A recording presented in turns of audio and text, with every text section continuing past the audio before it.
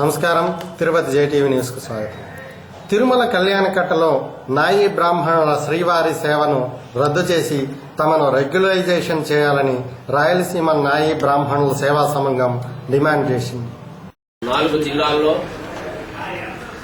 ప్రతి నియోజకవర్గంలో మా యొక్క సంక్షేమ సేవా సంఘం కమిటీలు ఏర్పాటు చేయడం జరుగుతుంది. దానిలో భాగంగా మొట్టమొదటిగా శ్రీ కలియుగ వెంకటేశ్వర స్వామి పాదపద్మముల దగ్గర ఈ తిరుపతి కమిటీని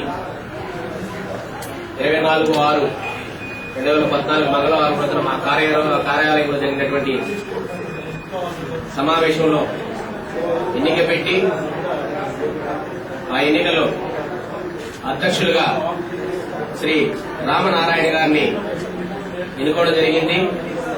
వారు అడ్వకేట్ గా కూడా ప్రాక్టీస్ చేస్తున్నారు.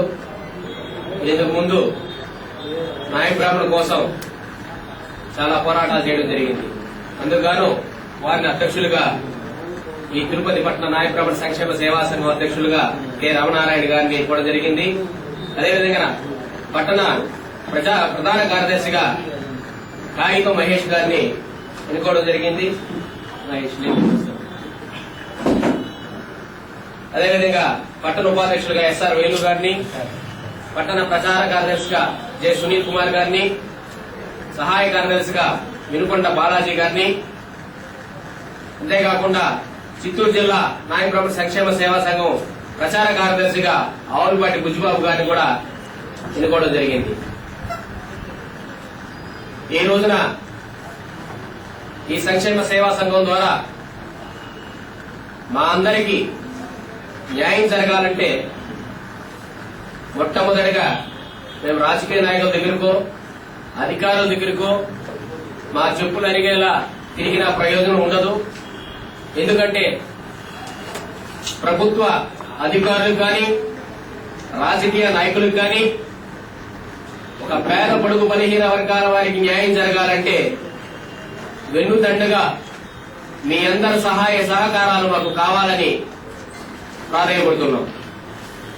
ఎందుకంటే మీ అందరికీ తెలుసు, నాయ బ్రాహ్మణ కులస్తులంటే అధికారుల దగ్గరగా నుంచి రాజకీయ నాయకుల వరకు మా యొక్క శ్రమని దోచుకుని మాతో సేవ చేయించుకుని రాజకీయ నాయకుడు అధికారంలోకి వచ్చిన తర్వాత అధికారి పీఠం ఎక్కిన తర్వాత మమ్మల్ని అందరినీ రోడ్ల పాలు చేయడం సహజంగా జరుగుతున్నటువంటి వ్యవహారం మీ అందరికీ తెలుసు. ఈ రోజున మీ అందరినీ కోరుకునేది ఒకటే, నేను మిత్రులారా, శ్రేయభిలాషులారా, మా నాయ బ్రాహ్మణ కుల సంఘం తిరుమల తిరుపతి దేవస్థానానికి ఎంత అనుసంధానంగా ఉందో, మా యొక్క సేవలు ద్వారా ఈ తిరుమల తిరుపతి దేవస్థానానికి ఎన్ని వందల కోట్ల రూపాయల ఆదాయం వస్తుందో మీ అందరికీ తెలుసు. దాని గురించి ప్రత్యేకంగా చెప్పాల్సిన పని లేదు. అలాంటి అధికారులు ఈ రోజున మా శ్రమను దోచుకుని సేవలో లేనటువంటి శ్రీవారి సేవ పేరుతో మా కుల వృత్తిని దానం చేస్తున్నాము ఈ తిరుమల తిరుపతి దేవస్థానానికి, భక్తులకి.